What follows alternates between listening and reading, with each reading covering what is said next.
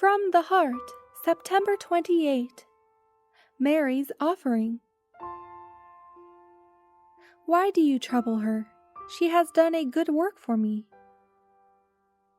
The feast at Simon's house brought together many of the Jews, for they knew that Christ was there.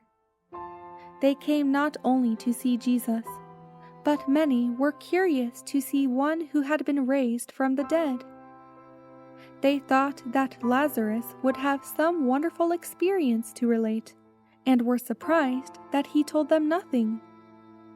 Lazarus had a wonderful testimony to bear, however, in regard to the work of Christ. He had been raised from the dead for this purpose. He was a living testimony to the divine power. With assurance and power he declared that Jesus was the Son of God. At the feast, the Savior sat at the table with Simon, whom he had cured of a loathsome disease, on one side, and Lazarus, whom he had raised from the dead, on the other. Martha served at the table, but Mary was listening earnestly to every word that fell from the lips of Jesus. In his mercy, Christ had pardoned Mary's sins, which had been many and grievous.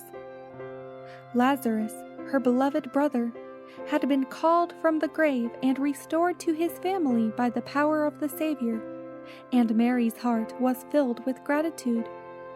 She longed to do him honor.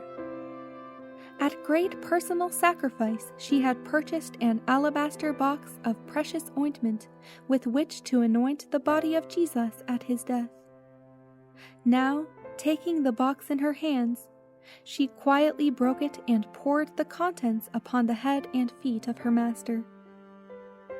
Her movements might have passed unnoticed had not the ointment made its presence known by its rich fragrance and published her act to all present.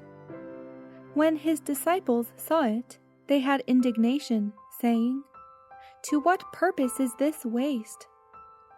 Judas was the first to make this suggestion, and others were ready to echo his words. Jesus saw Mary shrink away abashed, expecting to hear reproof from the one she loved and worshipped.